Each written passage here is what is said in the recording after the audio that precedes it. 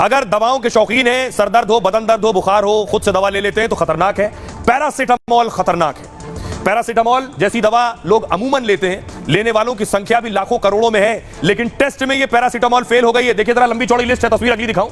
53 दवाओं की लिस्ट है, इसमें पैरासीटामोल भी है, इसमें डायबिटीज की दवा भी है, इसमें दिल की दवा भी है, बहुत सी दवाएं। आपको बताऊं पैरासीटामोल कैसे फेल हो गई इसमें, और दरअसल किसने ये टेस्ट किया, क्योंकि पैरासीटामोल अमूमन कोई भी आसानी से ले लेता है। CDSCO की जांच में 53 दवाएं फेल साबित हुई हैं। CDSCO जो इन दवाओं की जांच करती है, इसमें 53 दवाएं फेल हो गई। इसमें बुखार में इस्तेमाल होने वाली पैरासीटामोल भी शामिल है। BP, शुगर और विटामिन की दवा भी जांच में फेल हो गई।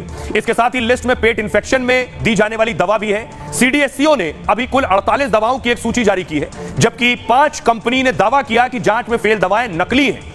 CDSCO दवाओं के लिए लाइसेंस रजिस्ट्रेशन का काम करती है। यह संस्था देश में दवाओं की गुणवत्ता की निगरानी भी करती है। केंद्र सरकार लगातार कम गुणवत्ता वाली दवाओं पर एक्शन ले रही है। पिछले महीने ही 156 फिक्स डोज कॉम्बिनेशन दवाओं पर बैन लगाया। फिक्स डोज कॉम्बिनेशन यानी एक गोली में एक से ज्यादा दवाएं होना।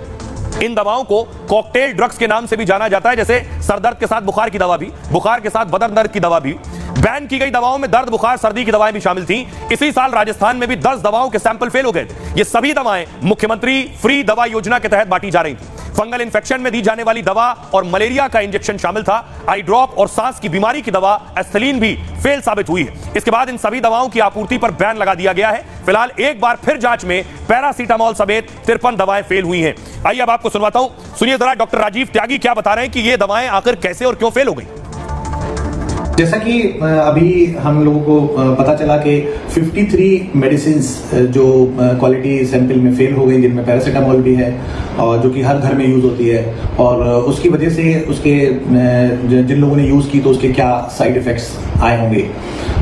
देखिए, अगर अच्छी क्वालिटी की मेडिसिन नहीं है तो उसके बहुत सारी प्रॉब्लम्स हैं। एक तो उसके साइड इफेक्ट्स डेफिनेटली ज़्यादा होंगे, और उसके अलावा जब कॉस्ट ऑफ मेडिसिन बढ़ेगी, कॉम्प्लिकेशंस के रेट बढ़ जाते हैं, क्योंकि अगर मेडिसिन इफेक्टिव नहीं है और फीवर हो रहा है, हाई ग्रेड फीवर है, तो उसके भी अपने कॉम्प्लिकेशंस हो सकते हैं। इसके अलावा सर्टेन सिस्टमिक मेडिसिन भी हैं, जो जैसे डायबिटीज़ है, हाइपरटेंशन है, हार्ट डिजीज़ है। तो अब अगर उनके मेडिसिन के जो है वो गुणवत्ता की कमी में रहेंगे तो उसके इसमें ब्लड प्रेशर या शुगर कंट्रोल ना होने की वजह से कॉम्प्लिकेशंस हो सकते हैं।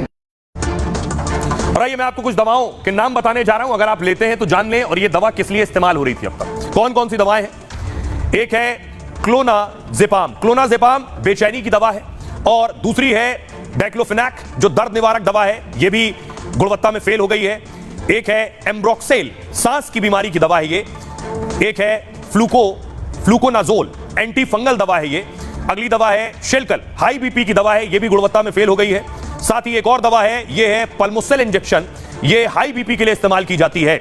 तो ये दवाएं जो एजेंसी है उसने इनकी गुणवत्ता की जांच की और ये उसमें पास नहीं हुई।